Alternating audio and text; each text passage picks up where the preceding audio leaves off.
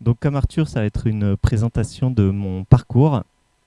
Donc j'ai pas les talents d'orateur d'Arthur, mais du coup je vais quand même essayer de rendre ça intéressant. Contrairement à lui, je suis un peu l'autre partie justement. Il enviait les designers qui font qui ont découvert Processing il y a une dizaine d'années et qui font que ça et qui font plein de choses merveilleuses. Alors je n'irai pas jusque là. Mais moi, au contraire, c'est que je fais tout sur l'ordinateur et des fois, j'aimerais bien savoir faire quelque chose de mes mains. Donc, je suis Lionel Radisson, alias Makio135. C'est un pseudo qui est resté depuis je dirais à peu près 25 ans avec le graffiti à l'époque. C'était il y a très longtemps. Je ne vais pas revenir là-dessus. Mais du coup, c'est resté mon alias sur le web par la suite et voilà.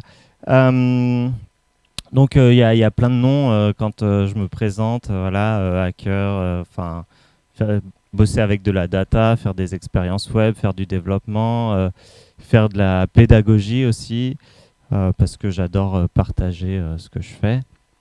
Mais il y a surtout une chose commune à toutes ces choses-là, c'est le code en général. C'est là où je suis à l'aise, c'est mon médium, et c'est l'outil que j'utilise pour faire un certain nombre de choses assez différentes. Donc ça passe aussi bien d'expériences web, comme faire du glitch avec une caméra dans le navigateur, faire des installations avec un peu de mapping, ou alors des installations où on a de l'électronique justement, pour faire de l'installation lumière. Comme ici, c'était une installation qui a été faite au départ, qui a été faite pour les nuits sonores, mais comme il n'y avait pas suffisamment de budget pour les nuits, pas pour les nuits sonores, pour la fête des Lumières, comme il n'y avait pas suffisamment de budget, on a cherché d'autres choses. On a fait cette installation pour les nuits blanches Bruxelles. Donc c'est une installation en fait qui représente un immense couloir tout en bois. Il doit y avoir à peu près 2 tonnes de bois et je ne sais pas combien de kilomètres de ruban LED. Avec également de la création sonore pour pouvoir habiller cet espace. Et donc, l'idée de cette installation, c'était d'avoir quelque chose qui soit génératif pour pouvoir avoir des panneaux qui puissent se composer et s'enchaîner un peu de la même manière n'importe où, et de faire un espace immersif pour faire ça. Alors, je peux vous montrer une petite vidéo qui est plus une vidéo de texture, on va dire.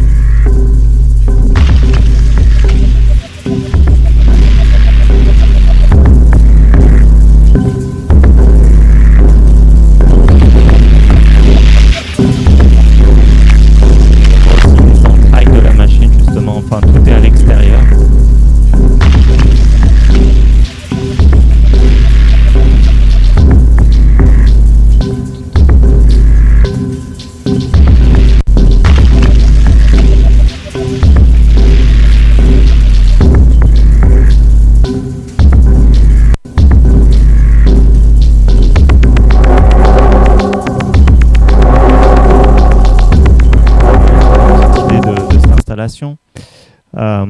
Mais du coup, je fais pas mal d'autres choses assez différentes. Alors, il m'est arrivé de faire du mapping ou VJing aussi au transborder, entre autres. Mais encore une fois, c'est le code qui m'a amené à ça. C'est aussi d'avoir d'autres personnes qui savent se servir de leurs mains et qui savent monter des installations, des structures, faire ça. Et moi, d'être plutôt à la conception lumière et au code, avoir quelque chose qui puisse réagir directement au son, parce que j'ai pas forcément le rythme dans la peau, mais de pouvoir faire ce genre de choses. Et du coup, d'expérimenter, en fait, je suis passionné par la technique, mais dans plein de domaines différents, enfin dans tout ce qu'on peut faire finalement avec le code. Donc ça m'amène aussi bien justement à de l'installation qu'à de l'expérimentation web, à de la 3D, à pouvoir générer des choses pour pouvoir s'en servir avec une découpe laser ou une imprimante 3D ou même avec une brodeuse numérique, de pouvoir avoir des installations, de voir comment est-ce que ça fonctionne au niveau numérique pour avoir des capteurs et les faire réagir, du moins avoir des visuels qui vont réagir à ces capteurs-là. Et du coup, je suis vraiment passionné par justement tous ces éléments qu'on peut faire, toute la magie qu'on peut créer justement avec un ordinateur. Parce que c'est ce que je disais tout à l'heure, je ne suis pas du tout à l'aise de mes mains. Je vous parlerai un peu de mon parcours après, mais juste pour arriver à aujourd'hui, je fais principalement de l'art génératif, donc c'est-à-dire d'écrire du code qui va pouvoir générer des visuels. Donc c'est écrire des systèmes, écrire des règles, définir des espaces de paramètres pour pouvoir générer des visuels. Donc c'est aussi bien des choses statiques, alors là il y a beaucoup de choses statiques, que des choses que des choses qui vont être faites après sur des machines. Donc utiliser par exemple un plotter, c'est une petite machine à dessiner avec deux axes. Et on va pouvoir accrocher un stylo qui va se lever ou se baisser pour pouvoir dessiner.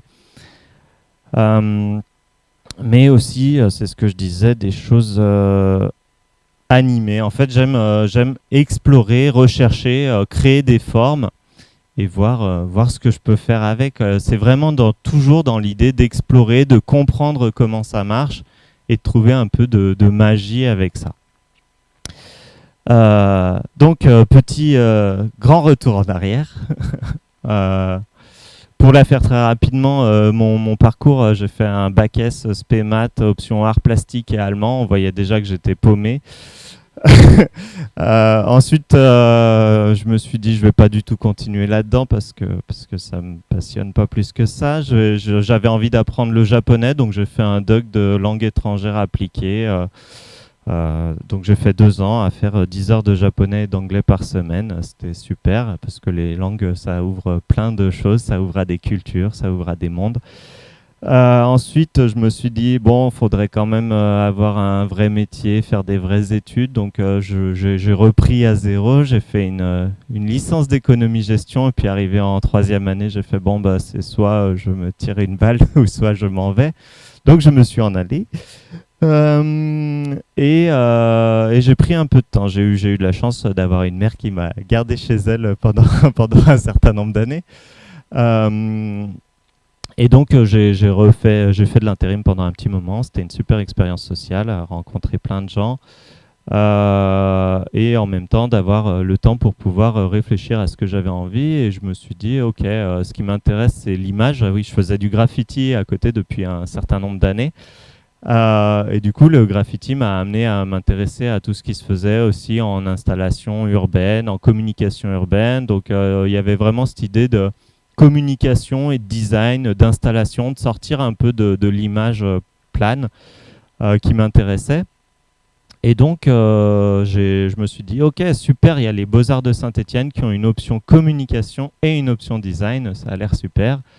Je vais postuler là-bas. Bon, les admissions étaient le mois dernier, tant pis, j'ai repris un an d'intérim et j'ai recommencé. L'année suivante, j'ai eu la chance d'être pris aux Beaux-Arts de Saint-Étienne. Et donc la première année, ça a été vraiment 10 heures de dessin par semaine, de la peinture. Alors la peinture, c'était faire des aplats, de dégradés de peinture. Et j'ai fait 1 an à faire des dégradés de peinture. De gris chromatique, de couleurs, voilà, on en apprend plein de choses. C'était génial. C'était pas du tout, voilà, c'est ce que je disais tout à l'heure, je suis pas du tout à l'aise avec mes mains et donc c'était vraiment un calvaire cette première année. Mais j'ai quand même été pris en 2e année, donc c'était cool parce que je rencontrais quand même pas mal de gens et c'était assez intéressant. Et en 2e année, alors, au moment où justement on devait choisir entre les options communication et design, bah, manque de bol, l'option communication a été fermée. Mais j'ai eu du coup de la chance aussi, vu que les profs de cette option étaient répartis entre les options d'art et de design. Donc j'ai pris design et je me suis dit, ok, j'aurai des profs de communication avec lesquels je pourrais échanger. Ça a été une super année. En fait, il y avait un ancien étudiant qui venait de terminer son diplôme et qui avait été recruté pour commencer un pôle numérique au sein des Beaux-Arts de Saint-Étienne. Damien Bass. Du coup, lui, il faisait plutôt du Flash avant et de l'ActionScript. Et il avait découvert Processing quelques mois auparavant. Et il s'est dit, OK, c'est cool, Processing. C'est un langage qui est fait pour des designers, des artistes, des architectes, des gens qui n'ont pas un background de développeur, mais qui ont envie de faire des choses avec le numérique. Et donc, il a fait un cours optionnel qui était ouvert à toute l'école. Les mercredis après-midi et en fait ça a été vraiment la révélation pour moi. D'un coup, voilà, moi je dessinais mais c'était vraiment une torture. Et d'un coup avec du code, avec un ordinateur, je pouvais faire des visuels, je pouvais faire de la vidéo, je pouvais faire du son, je pouvais faire de la 3D. Ces 3D, je pouvais les utiliser pour faire de l'impression 3D. Et après, j'ai découvert tout un tas d'autres choses possibles avec Processing. Mais ça a vraiment été le coup de foudre et je me suis lancé à fond là-dedans. Tous les rendus que j'avais à faire, j'essayais d'utiliser Processing pour pouvoir les faire dans toutes les matières. Et donc, je me suis bouffé tous les tutos que je pouvais trouver en ligne. J'ai squatté le forum Processing à essayer aussi bien de trouver les réponses qui avaient été données sur les différents problèmes que d'essayer de répondre aussi aux gens. Et du coup, ça m'a permis de commencer à découvrir comment toutes ces choses se faisaient, justement, toute la création numérique à l'époque pouvait se faire. Il faut savoir que Processing, c'est basé sur le langage Java. Donc à l'époque, moi c'était en 2010 que j'ai découvert Processing. Et donc on pouvait déjà utiliser ce qu'on faisait sur Processing, sur son ordinateur. On pouvait le partager sur le web à l'aide de ce qu'on appelait les applets Java. En gros, avant, on avait Flash où on installait une extension pour pouvoir lire Flash dans le navigateur. Ensuite, il y avait les applets Java où c'était pareil. Ça permettait en gros d'avoir de l'interaction avec la souris, avec la caméra, directement dans le navigateur. Et du coup, ça m'intéressait vraiment ce côté de pouvoir partager ces expérimentations, de pouvoir partager mon travail. Et petit à petit, je me suis intéressé à d'autres versions. Alors c'est pareil, on avait depuis 2008, il y a eu l'élément, ce qu'on appelle l'élément Canvas, qui permet justement dans un navigateur de pouvoir faire des choses animées, d'avoir une toile sur laquelle peindre et faire plein de choses. Mais comme moi je connaissais juste Processing, je me suis intéressé à un premier outil qui s'appelait Processing.js, qui permettait d'interpréter directement du code Processing et de l'injecter dans la page comme du JavaScript. Et beaucoup plus tard, il y a eu P5.js qui est la version web de Processing. Juste pour revenir un peu sur Processing ou même son équivalent P5.js, l'idée c'est vraiment d'écrire du code. Donc on va écrire des instructions à l'ordinateur pour qu'il les exécute et qu'il fasse quelque chose. Mais le code, c'est pas quelque chose qui est complètement abstrait, c'est vraiment...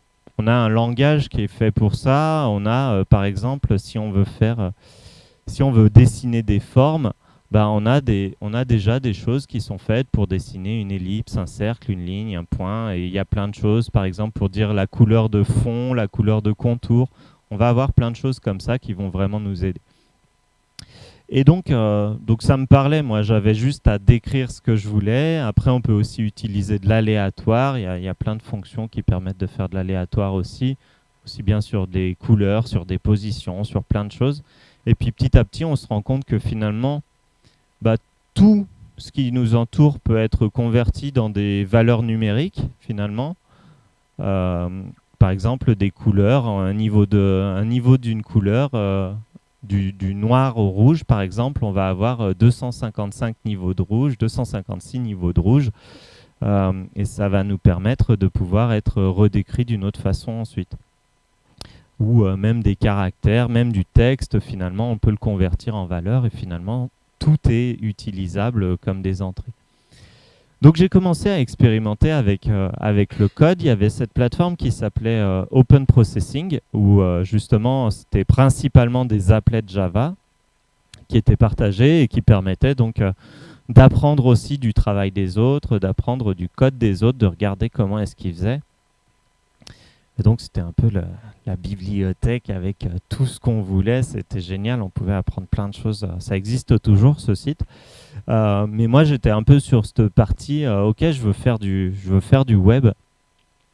Et je m'intéressais un peu justement aux différentes, aux différentes fonctionnalités qui arrivaient avec le navigateur. Par exemple, comment est-ce qu'on utilise la caméra, comment est-ce qu'on utilise du son dans le navigateur. Alors là, il n'y a juste pas la caméra. L'idée, c'était d'avoir un canvas transparent sur la version précédente d'Open Processing. En fait, ce qu'on appelle le sketch, la partie animée, là, ça nous faisait une iframe qui apparaissait devant le code. Et donc moi, je m'étais dit, ok, je veux regarder justement comment hacker un peu tout ça. J'aimerais faire en sorte que l'iframe qui apparaisse devant, une iframe, c'est une fenêtre finalement qui apparaît devant une autre fenêtre. Je voulais voir comment est-ce qu'on pouvait faire disparaître notre iframe pour qu'il y ait juste les parties animées qui apparaissent devant le code. Et donc ça m'a fait regarder un peu comment est-ce que le navigateur fonctionne, comment est-ce que le langage JavaScript, le CSS fonctionne, un peu les différents langages du web. Alors je peux zoomer encore un peu, et du coup j'ai commencé à regarder comment est-ce qu'on utilise du JavaScript pour pouvoir modifier mon iframe et en même temps avoir mon code processing parce que je sais coder que comme ça. Donc ça me faisait une espèce de mélange entre différents langages, mais le but c'était juste que ça fonctionne. Alors aujourd'hui, c'est ce que je disais, ça fonctionne plus. Mais il y a d'autres choses alors que j'ai poussé. J'ai regardé aussi un peu comment faire fonctionner justement du son, avoir des choses qui soient un peu interactives dans le navigateur. Non, c'était l'autre. Tant pis, on peut mettre celle-ci. Elle est bien aussi. Il faut juste qu'il charge le son. Est-ce qu'il va charger le son? Normalement, j'ai le partage de connexion. Normalement.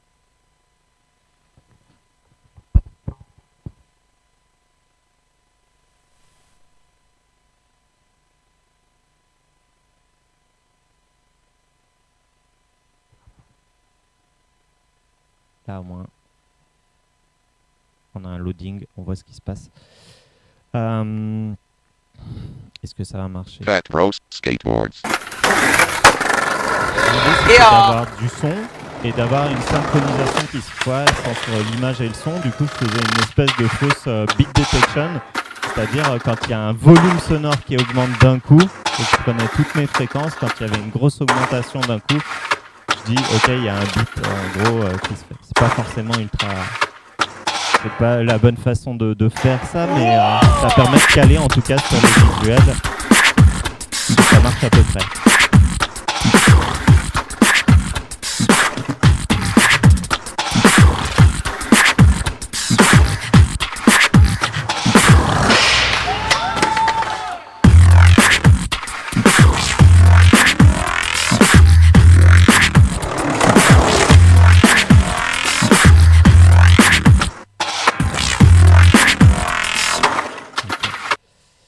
Donc l'idée, encore une fois, c'était au niveau du visuel, c'était d'avoir un système graphique. Donc c'est toujours des espèces de rectangles qui sont sur des arcs de cercle, qui vont avoir soit cette façon-là de s'ouvrir comme un éventail pour s'afficher, ou alors soit l'autre rectangle qui va s'agrandir.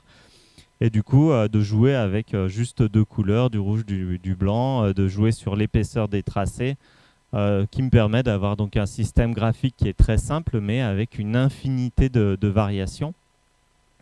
Et du coup, ça fait partie justement des choses magiques, je trouve, qui m'émerveillent encore aujourd'hui. C'est à partir d'un système, comment est-ce qu'on peut avoir quelques règles qui vont créer une infinité de variations, et après de faire en sorte que toutes ces variations soient intéressantes.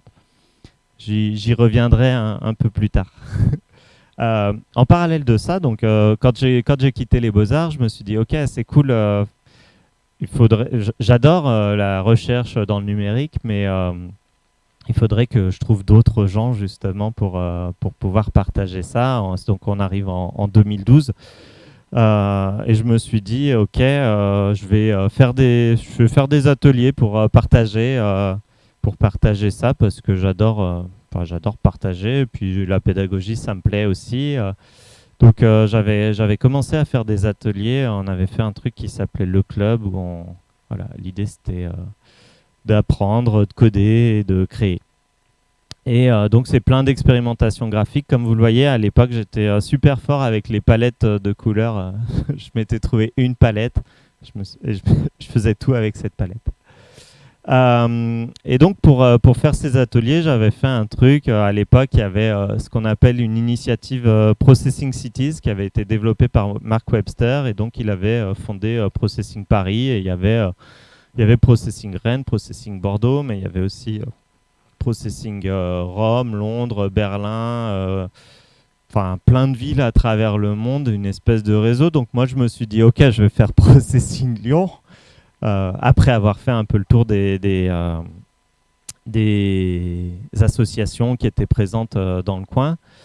Il y avait AADN en gros à l'époque, c'est tout. Mais ils ne faisaient pas d'atelier comme ça, donc je me suis dit, ok, je fais Processing Lyon, je monte une page Facebook, je monte un compte Twitter, et puis je fais une page Tumblr où à chaque fois que je veux faire un atelier, en gros, c'est un flyer avec un visuel animé. Alors je me suis rendu compte tout à l'heure que ça marchait plus, c'est normal, ça a 10 ans, le web change vite. Et du coup, je faisais un Google Form et puis les gens s'inscrivaient. Je trouvais un lieu pour faire le workshop. Et puis voilà, c'était pas plus compliqué que ça. Il n'y avait aucune structure derrière. Donc, mais c'était un moyen assez intéressant de rencontrer du monde qui soit à la fois intéressé par ce que je fais finalement et par justement partager, découvrir, apprendre ça. Ça m'a permis justement de rencontrer Jean-Baptiste Joiton, justement, qui est un prof à Villefontaine. Arthur en parlait tout à l'heure. Et du coup, ça m'a mis aussi le pied à l'étrier à la pédagogie, à aller faire des workshops dans des écoles. Et pendant des années, j'ai fait ça, intervenir dans des écoles, partager ma passion. Et puis, c'était un moyen, justement, d'un côté, je suis payé pour partager ce que j'apprends. Et en même temps, je peux continuer à apprendre pour animer ces workshops-là. Donc, une espèce de boucle vertueuse. Et donc, j'ai continué à apprendre pas mal de choses différentes, à expérimenter avec d'autres outils, justement. OK, Processing, P5JS, Open Processing, c'était cool. Mais je voulais avoir la main un peu sur d'autres choses, justement, le HTML, le CSS, faire d'autres trucs. Et donc, j'ai expérimenté avec d'autres plateformes, avec d'autres librairies, pouvoir faire de la 3D aussi directement dans le navigateur, peut-être. Est-ce que je suis connecté? Ah, non, c'est juste que ça charge. Et donc, avoir des choses voilà, interactives, de pouvoir voir ça. Donc, c'était en parallèle, en gros, de mon activité que je pouvais aussi avoir en freelance, de pouvoir bosser sur des installations comme à la Fête des Lumières. Euh, J'aimais vraiment beaucoup le web et de pouvoir faire des choses depuis mon ordinateur. Euh, Ça m'a aussi amené en apprenant justement, tout à l'heure on parlait justement du côté du design où justement si on faisait des choses un peu trop barrées, on pouvait nous foutre à la porte. Moi j'ai eu la chance de faire du design aux Beaux-Arts, donc on pouvait faire des choses complètement barrées. Mais j'avais quand même cette étiquette de designer, parce qu'il y avait vraiment un espèce de clash entre art et design, malgré qu'on soit dans une école d'art. Euh, et du coup, moi, quand j'apprenais des technos, j'avais un peu l'idée d'amener une solution ma façon d'apprendre les technos, c'était en réalisant un outil qui va me permettre justement de remanipuler cette techno à la façon dont je l'ai appris. En gros, c'est de pouvoir mettre tout cet apprentissage dans un outil pour pouvoir le réutiliser par la suite. Et donc, j'ai fait pas mal d'outils différents, donc aussi bien des librairies, par exemple, pour les vecteurs. Donc, c'est vraiment des choses qu'on va utiliser pour des animations, pour des calculs, pour de la géométrie, donc de développer ça et en même temps de pouvoir me dire ok, j'apprends à faire un package NPM. Alors ça parle pas forcément à beaucoup d'entre vous, mais c'est en gros des librairies qui vont être facilement importables depuis n'importe quel outil JavaScript par la suite, de faire une autre librairie qui permet de faire du SVG, de générer du SVG. C'est un format textuel, le SVG,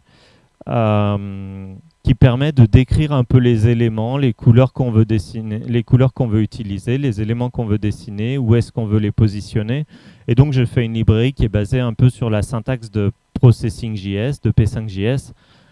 Donc, une syntaxe très claire où on va créer un SVG, on va définir une couleur de fond, on va définir une couleur de trait, une couleur de remplissage ou pas, et pouvoir dessiner des formes. Mais avoir un format qui est vectoriel. Le SVG, ça permet justement de pouvoir s'imprimer en 10 mètres par 10 mètres sans aucun souci de pixels. Ça va pouvoir aussi être un format, comme c'est du texte, ça va pouvoir être un format qui va s'envoyer facilement à des machines, aussi bien découpe laser, imprimante 3D, pas imprimante 3D parce qu'on va être mais découpe laser, brodeuse numérique ou plotter. Donc voilà, avoir des outils, encore une fois. Pareil, expérimenter avec Arduino, je me disais ok, c'est magique Arduino, on peut faire plein de choses, mais bon, à un moment il y a le côté ok, j'ai besoin de communiquer les valeurs de mon Arduino avec mon programme. Et l'idée, c'était de me faire des petites interfaces, justement. J'avais vraiment pas de thunes, je m'achetais même pas d'interface MIDI. Mais une Arduino à 10 balles, ça va. Et puis après, des capteurs ou des machins comme ça se récupère partout. Et donc, je m'étais fait une librairie où l'idée était de pouvoir très simplement ajouter des capteurs, faire une board avec plein de capteurs, pouvoir les ajouter à ma board et pouvoir avoir une surveillance en gros de tous les capteurs en permanence et d'envoyer la donnée au format JSON, donc c'est un format standard de données, et de pouvoir du coup la récupérer dans n'importe quel langage ou programme par la suite. Pareil, dans les outils et technos divers et variés, il y a un langage qui s'appelle Orca, que je trouve génial, qui permet de faire du son. Alors, ça permet pas de faire du son, ça permet plutôt de faire des séquenceurs. Et après, c'est un langage qui est un peu... Alors, hop, je peux zoomer. On zoome aussi là, c'est parfait. Hop là. En gros, ça, c'est le langage. Donc, on a des lettres qui sont des instructions et après des valeurs. Et on peut envoyer nos séquences avec ce qu'on appelle des bangs. Et à chaque fois qu'il y a un bang, ça va émettre un événement et on va pouvoir envoyer ces événements sur d'autres logiciels. Mais c'est à la fois un mix entre de la programmation classique où on écrit du texte, on écrit des commandes et aussi des interfaces visuelles où justement on va avoir un peu nos patchs déplacés dans l'espace, avoir une surface sur laquelle on va écrire notre code. C'est hyper intéressant, je trouve, comme paradigme et mélange. Et donc, pareil, j'avais découvert Orca, j'avais trouvé ça génial et je m'étais dit, ok, il faut que je puisse utiliser Orca pour pouvoir séquencer des visuels. Et donc, j'ai fait une petite application avec Electron. Donc, c'est un outil qui permet de faire des applications et qui permettent d'envoyer justement ces événements sur d'autres logiciels. Voilà, c'est vraiment à chaque fois explorer des outils, me dire ok, j'ai compris une techno, bah, je fais un outil et puis je m'en sers après par la suite, ça simplifiera le truc. Et pareil, toujours dans cette recherche un peu d'outils, je sais pas où j'en suis du timing, non c'est bon. Ok. Ok. Toujours dans cette recherche un peu d'outils, de faire, voilà, Arthur en parlait tout à l'heure, de rechercher le bon outil, l'outil qui va convenir à notre pratique. C'est ce que vous avez vu Open Processing, vous avez vu CodePen, mais j'en ai fait un paquet d'autres aussi. Et j'ai découvert Observable. Observable, c'est une plateforme qui est plutôt faite pour faire de la visualisation de données, de construire un algorithme progressivement où on va pouvoir mélanger à la fois du code et de la documentation. Tac. Et voilà, on va pouvoir écrire ce qu'on appelle on va pouvoir faire des notebooks. En gros, ça vient plutôt du monde scientifique où on va pouvoir avoir ce qu'on appelle des cellules. Chaque cellule, on va pouvoir avoir quelque chose en sortie de notre cellule. Donc soit notre cellule, elle fait juste du texte ou des éléments HTML, ou elle va faire du code pour pouvoir avoir une visualisation. Et donc ça nous permet de faire vraiment énormément de choses, mais de manière constructive, où on va pouvoir à la fois mélanger le programme, le code qu'on veut faire et sa documentation. Donc je trouvais ça assez intéressant au niveau de la pratique de pouvoir documenter en même temps qu'on produit. Donc voilà, ça c'est un exemple d'observable, de pouvoir regarder de la donnée, explorer de la donnée assez rapidement parce qu'on a le code qui permet d'importer de la donnée, on a les outils qui permettent de la visualiser, de pouvoir travailler avec ça, de pouvoir se faire une interface interactive. Et donc j'ai continué à me dire ok, observable c'est cool, mais moi je fais pas du tout enfin je fais de la visualisation de données, mais quand on me demande d'en faire, sinon moi ce que j'aime faire c'est plutôt rechercher des formes, créer des visuels. Et donc j'ai expérimenté avec Observable. Hop, on n'est pas au bon endroit. Et donc il y avait un petit outil justement qui permettait de faire du SVG dans Observable. Donc je connaissais un peu le SVG, j'ai regardé, j'ai lu la documentation que je pouvais trouver sur Mozilla Developer Network ou d'autres trucs, et voir comment est-ce qu'avec un peu de code, je pouvais générer des SVG, avoir quelque chose, créer des systèmes visuels et produire des résultats. Donc j'ai commencé à en faire toute une série, euh, donc avec des choses un peu comme ceci, où, ok. Où voilà, je fais mes cellules, j'écris mon code et je vais pouvoir avoir mon visuel. Si je dis OK, je veux une autre palette, hop, ça va me permettre de refaire un autre visuel, ainsi de suite. Et du coup, de pouvoir avoir un peu ce mix, justement, interface graphique, code, et d'organiser tout ça comme je le veux. Je peux déplacer mes cellules. Euh, Plein de choses hyper pratiques. Et surtout, un truc que j'ai... Alors, voilà, ça c'est un autre exemple. Alors, peut-être une autre palette. Hop. Non, toujours pas la bonne. Euh, un autre truc que j'ai trouvé vraiment hyper pratique dans Observable et qui correspondait bien à ma pratique aussi à ce moment-là, c'était à chaque fois que je découvrais une autre plateforme, ben, à chaque fois il fallait un peu repartir de zéro, ou alors quand on fait un nouvel outil, ben, on repart aussi de zéro, on se refait ces petits utilitaires ou ces choses comme ça. Et Observable justement permet quand on, quand on crée une cellule, en gros, dans un notebook, on peut la réimporter dans un autre notebook. Et donc, comme vous avez pu le voir tout à l'heure, une de mes forces, c'était vraiment la couleur et la gestion des palettes. Quand je suis arrivé sur Observable, je me suis dit, OK, bon, ça serait bien de passer un peu à autre chose, d'essayer avec des autres couleurs. Donc, ce que je suis allé faire, c'est j'ai fait tous les sites qui proposent des palettes, j'ai pris tous les top 10 de palettes ou plus, j'ai piqué toutes les palettes, je les ai collées dans un notebook et ça me permettait en tout cas d'avoir un endroit où j'avais plein de palettes. Donc, c'est ce que vous avez vu juste avant avec appuyer pour avoir une nouvelle palette. En gros, maintenant, j'avais une librairie de palettes qui venait de plein de sites et qui me permettait de pouvoir récupérer des palettes assez rapidement et de me dire ok, j'ai mon visuel, non, je veux une autre palette, ainsi de suite, et de pouvoir essayer des choses différentes. J'ai continué à faire en fait ce notebook finalement qui me servait à pouvoir récupérer plein de palettes différentes pour avoir ce qu'on appelle des champs chromatiques. En gros des dégradés d'une couleur à une autre, parce que des fois, ok, c'est cool d'avoir 4 couleurs dans une palette ou 6 couleurs dans une palette. Des fois, je voudrais 20 couleurs dans une palette ou plus. Et donc de pouvoir avoir des champs chromatiques où je vais pouvoir avoir une couleur entre 0 et arriver à une autre couleur à 1 et du coup passer par plein d'autres couleurs au milieu.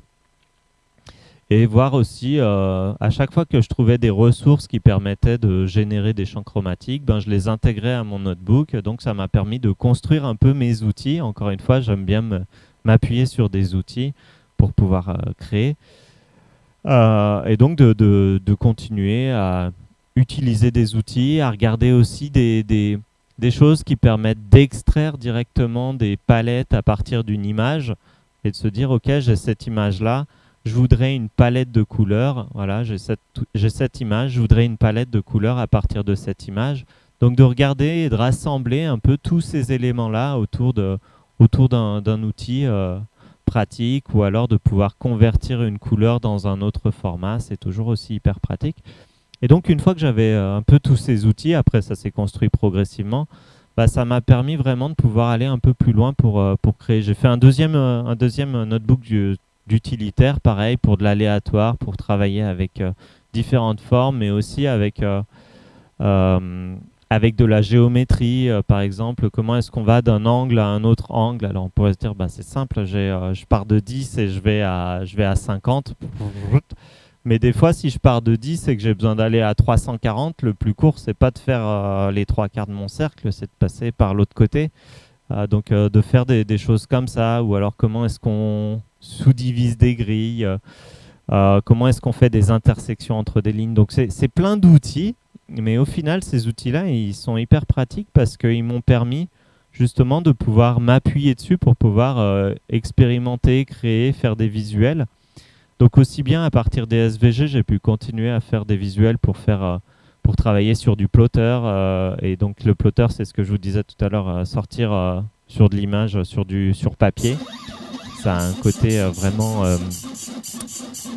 captivant, où on peut rester devant à regarder la machine bosser pendant des heures parce que c'est hyper précis. Ou alors de pouvoir bosser avec des brodeuses numériques. Donc pareil, de se dire, ok, je bosse sur mon ordinateur, je fais du code, je génère des formes, mais après je les sors différemment. Ou alors là, c'est fait avec de la, avec une découpe laser. C'est du plexi en fait que je vais peindre l'arrière de mon plexi. Et après, avec une découpe laser, on peut aussi faire de la gravure. Donc il faut juste aller plus vite et avec une puissance un peu plus faible du laser. Et donc je vais pouvoir utiliser ça par exemple pour gratter la peinture et me dire, ok, bah, ça m'enlève la peinture à un endroit. Donc je peux remettre une couche de peinture derrière, regratter tout ça, remettre des couches de peinture. Et donc on arrive à ça au final. Donc de passer encore de l'écran au tangible, c'est assez intéressant. Une fois que j'étais assez à l'aise avec Observable et de me dire, ok, je peux faire plein de trucs, plein de SVG, c'est cool, mais j'aimais bien faire de l'animation, des choses qui bougent. Donc je me suis dit, ok, il faudrait que j'arrive à réutiliser P5JS Processing parce que c'est un truc avec lequel je suis à l'aise, j'ai pas besoin de rechercher la documentation, je sais m'en servir et voilà, c'est un peu mon pinceau et je peux l'utiliser. Donc j'ai regardé comment réutiliser P5JS à l'intérieur d'Observable et je me suis fait encore une fois un outil parce que j'avais vu, je ne sais pas si vous connaissez des artistes comme Bees and Bombs qui font des boucles visuelles, c'est des GIF artistes. Donc l'idée c'est de faire des boucles qui vont se répéter en permanence. Et donc je me suis dit, ok, il faut que je me fasse un outil pour pouvoir exporter des GIFs parce que les GIFs ça se partage facilement, c'est hyper pratique. Cet outil il s'appelle BNB pour Bees and Bombs. Et donc l'idée c'était de pouvoir assez rapidement faire plein de boucles avec du code. Et donc toujours avec d'autres contraintes qui sont, bah ok, je pars d'une image et il faut que j'arrive exactement à la même image pour que ça boucle. Mais du coup, je me suis donné une autre, un peu de marge sur autre chose. C'est de se dire, ok, bah, je suis plus obligé de faire du temps réel. Et c'était un gros soulagement aussi. Donc, je peux avoir des choses qui sont très lourdes en termes de computation, en termes de calcul, mais qui vont tourner après de manière hyper fluide. Alors, Internet. Et c'est là que Jiffy est beaucoup plus efficace. J'ai fait beaucoup de loops. Alors, c'est pareil, il va falloir qu'elle charge, mais j'ai fait un paquet de loops de pouvoir expérimenter avec plein de choses différentes, aussi bien de la 2D, de la 3D, ce qu'on appelle. Ah, puis, il y en a peut-être là. Ah, elle va pas marcher. Vas-y. Merci Internet. Hop. est-ce qu'elle va charger? Oui, presque. Vas-y, tu peux y arriver. Hein, je sais pas comment est-ce qu'elle fonctionne. Mais l'idée, du coup, c'était d'avoir un outil qui va me permettre de générer mes boucles, de pouvoir les exporter aussi bien au format GIF que MP4. Alors pareil, est-ce qu'elle va vouloir se charger? Le live. Je vais revenir à celui-là. Je pense qu'il y en a. Et de pouvoir expérimenter sur plein de choses. Encore une fois, être plus sur de la recherche de forme. Alors c'est aussi, je rejoins un peu le côté naïf d'Arthur, où on disait, ok, je suis pas forcément influencé par le reste parce que je fais mes trucs tout seul dans mon coin, sur mon canapé le soir. C'est le truc qui me détend vraiment. C'est de, voilà. Si je savais peindre, je saurais peindre. Mais je sais pas peindre. Je sais me servir d'un ordinateur et je sais coder, et donc c'est ce que je fais. Et du coup, je suis plus sur de la recherche formelle en permanence et de l'exploration parce que j'aime essayer de comprendre comment ça marche. Donc j'ai continué encore une fois à chercher un autre domaine qui m'intéressait vachement, c'est ce qu'on appelle les shaders.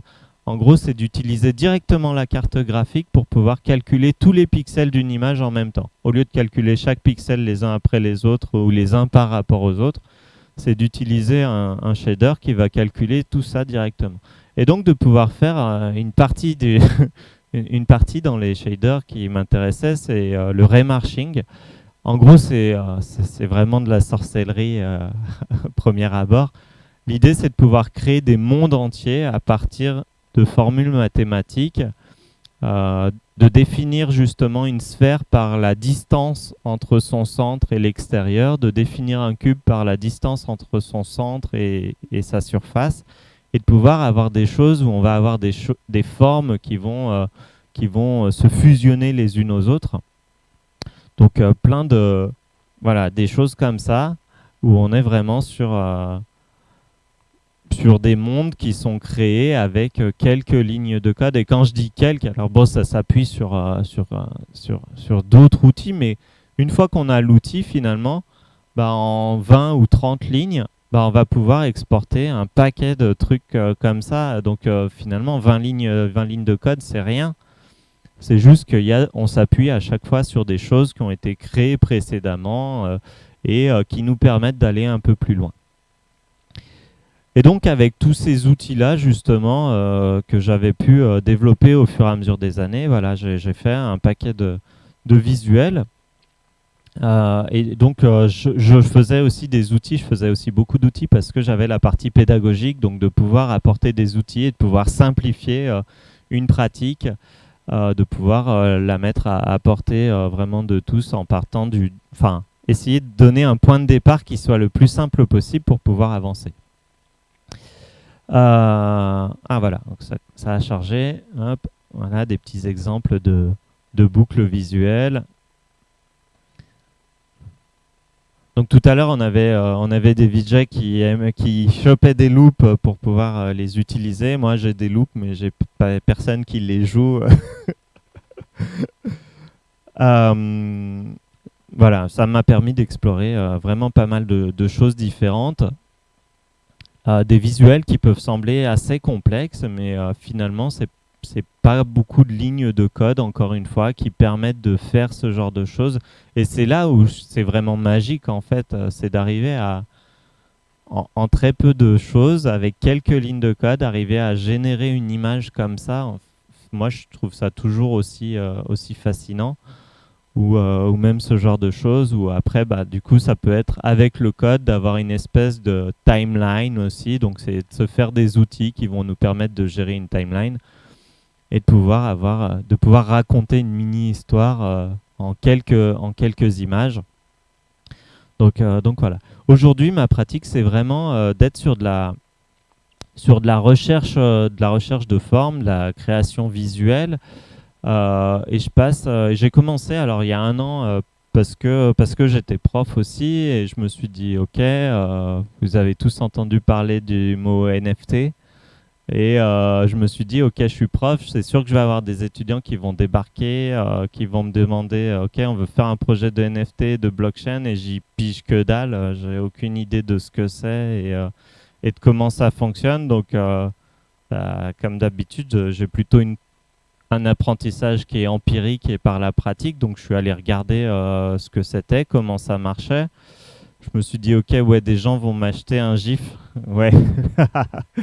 Et en fait, des gens m'ont acheté des GIFs et c'est hyper déstabilisant. Et on se dit, bon, ok, je vais en faire un deuxième parce que c'est trop bizarre. Et des gens nous rachètent encore des GIFs. Donc, ça m'a permis aussi de me dire, ok, c'était peut-être pas juste un hobby ce que je faisais depuis 10 ans tout seul chez moi. Comme ça, ou même si je le partageais sur des cours, c'était aussi de me dire, ok, peut-être que finalement ma pratique créative, ma pratique artistique peut intéresser des gens, ou en tout cas s'il y a des gens qui sont prêts à payer pour ça, bah, clairement, je me suis toujours dit que si j'avais du temps, c'est ce que je ferais, même sans être rémunéré. Si j'ai pas besoin d'argent, ce que j'aime faire, c'est coder des visuels. Et, et du coup, là, d'un coup, on me payait pour faire des visuels. Donc, je me suis dit, OK, peut-être, pourquoi pas essayer. Donc, j'ai continué à produire. Ça m'a aussi poussé d'être confronté à un public, ou en tout cas d'être confronté à des gens qui veulent acheter vos créations. Bah, ça fait avoir une autre dimension par rapport à son travail. On se demande ce qu'on en fait, on se demande à qui c'est. On n'est plus le seul juge du travail, mais il y a d'autres personnes qui jugent notre travail. Ça m'a aussi poussé justement à essayer d'aller plus loin dans mon travail, à essayer d'autres choses, à continuer à rechercher de la forme, euh, à essayer d'avoir des choses qui sont peut-être plus complexes, mais qui m'intéressent plus visuellement parce que je me dis, ok, c'est pas juste le truc que je fais comme ça. C'est pas le truc que je vais faire pendant la sieste de ma fille et je vais faire une animation en 1 heure, je vais la poster sur Twitter et j'aurai des likes et c'est cool. Ce qui est très cool, hein, c'est ça. J'ai fait ça pendant 10 ans et ça me pose aucun problème. Mais je me suis dit, ok, je peux être payé pour faire ça et du coup, je peux prendre plus de temps aussi pour pouvoir continuer à pousser mon travail et mon art un peu plus loin. Et continuer avec un peu toutes les choses que j'avais pu découvrir, les outils que j'avais pu faire auparavant. Et alors, tac. Bon, on va pas compter sur Internet. Voilà, essayer d'autres choses un peu plus complexes. Donc, par exemple, avec des systèmes de masquage pour pouvoir avoir des géométries impossibles ou d'autres choses comme ça. Faire aussi, des choses un peu animées. En fait, j'ai utilisé une plateforme où ils avaient au départ des formats très classiques pour uploader des images. Donc, on avait du JPEG, du PNG, on avait aussi des MP4 ou MPEG, je sais plus. Et il y avait aussi le format SVG, donc ça tombe bien, moi j'aime bien faire du SVG. Mais ça faisait un moment que j'explorais avec le SVG et je me suis dit, ok, en fait, dans un SVG, on peut aussi intégrer un élément script, donc avoir du JavaScript à l'intérieur de notre SVG pour avoir quelque chose de génératif et de pousser ça. Donc ce que j'ai fait, c'est que j'ai fait un SVG, il y avait du code dedans qui générait le visuel, donc quand on était sur la plateforme, on ouvrait, on voyait juste un rectangle noir, et si on cliquait dessus, pouf, on avait notre SVG qui s'ouvrait avec un truc génératif, donc c'est pour ça qu'il s'appelait The Magician. En gros, c'est ok, j'ai un rectangle noir, quand j'ouvre mon SVG, j'ai quelque chose d'animé. Et donc j'ai fait le SVG, bon, il fallait quand même cliquer dessus pour pouvoir l'ouvrir et le visualiser, voir ce qui se passait. Donc ce que j'ai fait, c'est que, comme j'aime bien coder aussi des trucs, j'ai fait un prototype pour montrer comment est-ce que vous pouvez intégrer ces SVG avec du code au sein de la plateforme là, qui s'appelait Ikenunk à l'époque.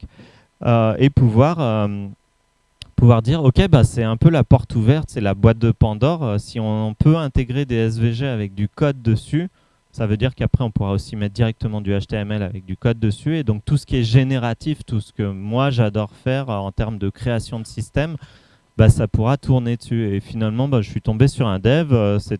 La plateforme était assez naissante. Je suis tombé sur un dev qui m'a fait « Ah ouais, ça a l'air super cool ». Un jour après, le proto était intégré à la plateforme Et là, ça a été vraiment l'explosion avec des trucs sonores, des jeux vidéo, des choses comme ça qui ont pu être développés et partagés et vraiment retrouver de la création à tout va. Et donc là, pareil, c'est du SVG génératif avec donc des éléments qui vont pouvoir être vus à toute échelle et qui vont générer une infinité de variations automatiques. Donc on retrouve un peu le côté contemplatif justement. Alors là, c'est en réel où on peut rester devant une œuvre et c'est vraiment ça, moi, que je trouve intéressant dans le génératif. En gros, c'est de pouvoir rester devant quelque chose pendant des heures et des heures ou alors de pouvoir chercher des choses qui vont générer voilà, du mouvement. Pareil. Donc avec une petite palette de couleurs, et là on est juste sur des rectangles qui sont animés en CSS, et du coup d'avoir de créer du mouvement, de créer une infinité de choses à partir de ça. J'ai expérimenté aussi avec d'autres choses, avec le plotter. J'ai continué avec des boucles visuelles, mais encore une fois d'essayer de pousser un peu plus loin. Donc un peu avoir un peu le même système de règles, mais tester différentes façons de faire des choses cohérentes. Donc voilà, où paraît asynchrone et finalement on a un moment où notre visuel vient tout se recaler aussi en même temps. Donc d'expérimenter avec le temps. Ça m'a aussi permis d'expérimenter vraiment toujours d'être sur de la recherche de forme. Alors ça, c'est vraiment une forme que j'utilise beaucoup. C'est ce que j'appelle des slash, parce que ça ressemble à des slash. Hein. Mais ça me permet d'expérimenter graphiquement. Donc là, on est un peu sur des espèces de... Moi, je vois ça entre des mechas, les grosses armures, et les armures japonaises. De samouraï. Donc c'est un peu abstrait, hein. On y voit ce qu'on veut à l'intérieur. Mais voilà, c'est un peu les inspirations que je peux avoir. C'est aussi beaucoup sur l'espace, comment est-ce qu'on peut générer de l'espace, comment est-ce qu'on peut avoir quelque chose d'animé. Donc c'est vraiment après purement de la recherche graphique dans mon travail en tant qu'artiste artiste génératif. Ok, on termine. Ok. Hop, voilà, je vais arriver sur des choses qui sont beaucoup plus, voilà, beaucoup de recherche formelle, mais aussi sur de la série, avoir un travail de série qui me permet, en gros, à partir d'une série, d'une règle, encore une fois, de pouvoir générer des centaines de visuels. Alors là, par exemple, c'est une collection avec 1024 pièces différentes. L'idée, ça a été de faire un contrat, encore une fois, en gros, pour ce qu'on appelle les NFT, c'est de gérer un contrat qui va permettre de générer directement les visuels. Donc, en gros, ce que je fais, c'est que j'utilise la blockchain, qui est une espèce d'énorme, une blockchain, qui est une espèce d'énorme ordinateur, pour générer des visuels. Donc, c'est encore une recherche artistique graphique. Ou encore, dernièrement, une autre série que j'ai pu faire, où c'est une série de 400, où là, je suis revenu plutôt sur mes inspirations de départ, à savoir le graffiti, l'urbanisme, la ville, les mouvements qu'on peut avoir, comment est-ce qu'on peut avoir de la structure dedans, avoir aussi différents types de peintures. Si on regarde ça, on est un peu clairement sur du Jackson Pollock ou des choses comme ça. Peut-être zoomer, hop là, où on est vraiment sur le dripping, sur le mouvement. Donc voilà, aujourd'hui mon travail c'est clairement de la recherche graphique, de la recherche formelle, et toujours une exploration de la techno, de ce qu'on peut faire avec. Voilà, chercher à créer un peu de magie avec quelques lignes de code. Merci.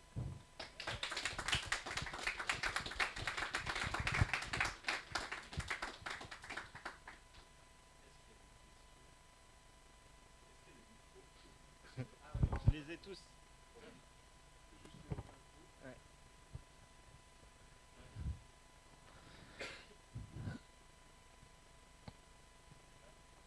T'as du son quand même? Ah oui, c'est bon. Et bon, je suis toujours aussi impressionné par ton taf. C'est Merci. assez incroyable. Et tu parlais de justement processing P5 et tout ça. De la même manière, quand je parlais de Maker, il y a toujours cette histoire de communauté. Et c'est intéressant parce que toi, tu as été proche même sans forcément rentrer dedans. Enfin, quoique oui, parce que tu parlais de Processing Lyon, etc. Comment tu l'as vu évoluer cette communauté? Parce que j'ai vraiment l'impression qu'on parle de Maker ou de Creative Coding, etc. Il y a une sorte d'âge d'or autour de 2010 et j'ai l'impression que les choses s'essoufflent, tu vois.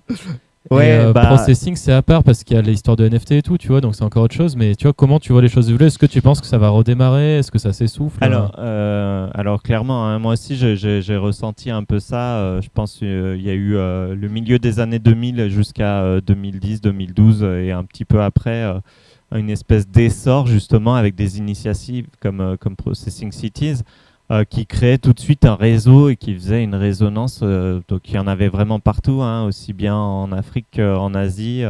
Et du coup, ça permet tout de suite d'avoir un réseau et de dire, OK, il y a une nouvelle ville qui se monte, ben, toutes les autres villes vont pouvoir diffuser ça auprès de leur réseau parce que peut-être qu'on touche des personnes qui vont être au courant. Effectivement, je pense qu'il y a eu aussi une espèce d'essoufflement et de la même manière, c'est ce que je disais, moi j'ai monté Processing Lyon en 2012 et puis après il y a eu, il n'y avait pas forcément d'autres initiatives au niveau local. Après il y a eu le Mirage Festival, tu vois, le Mirage Festival est tombé. Il y a eu Anti-Pattern et puis ça s'est arrivé, ça s'est essoufflé. Aujourd'hui, il y a d'autres initiatives et je suis hyper content de pouvoir être là et de pouvoir continuer à partager, à essayer de pousser ça aussi à ma manière. Mais effectivement, j'ai eu l'impression qu'il y a eu un moment où il y avait énormément d'engouement et je le vois même en pédagogie au niveau des écoles. Il y a eu un moment où les étudiants étaient vraiment friands de ce genre de choses et aujourd'hui, je trouve qu'on redescend. En fait, après, c'est aussi très bien, hein, je ne suis pas contre un retour à la matière, à d'autres types de travail. Après, mais voilà. Moi, de la même manière, quand j'enseigne processing, l'idée, c'est pas de faire de processing votre unique outil, même si ça paraît un peu ça de mon côté. C'est plus le code, en fait, et après, je mixe avec plein d'autres outils existants, avec Photoshop, avec Illustrator si besoin. En fait, si j'ai besoin d'un autre outil, j'utilise d'autres outils en complément. Et ce que je trouve intéressant, c'est aussi, il y a eu pas mal cette dynamique de se dire, OK, j'apprends à écrire, j'apprends à compter et j'apprends à coder. Finalement, c'est un peu de comprendre aussi le monde qui nous entoure, où finalement, tout est... je dis pas que c'est une bonne chose, hein, que tout soit sous la loi d'algorithme, machin, sans vouloir rentrer dans le truc. Mais c'est juste de comprendre et de se dire, OK, bah, si ça marche comme ça, si je comprends comment ça marche, en fait, je peux l'utiliser aussi. Et je trouve ça assez intéressant. Enfin, j'essaye de faire en sorte que ce soit intéressant aussi. Je me souviens de Samaron avec Sonic Pi aussi. Donc, Sonic Pi, c'est un outil pour écrire du code pour générer de la musique. Et donc, c'est aussi cette idée-là, justement, de se dire, OK, j'apprends à faire quelque chose de créatif. C'est pas j'apprends à gérer les feux de signalisation et un réseau, ce genre de choses, mais c'est plutôt de se dire, OK, je comprends ce que c'est que des boucles de répétition, je comprends ce que c'est que des conditions, une syntaxe, une structure de données. Ça apprend aussi à penser de certaines manières et de pouvoir partager des choses. Donc voilà, le code est un outil comme un autre qui permet de faire beaucoup de choses. En gros, c'est un peu comme l'écriture finalement, où on peut écrire de la poésie, où on peut écrire un thriller.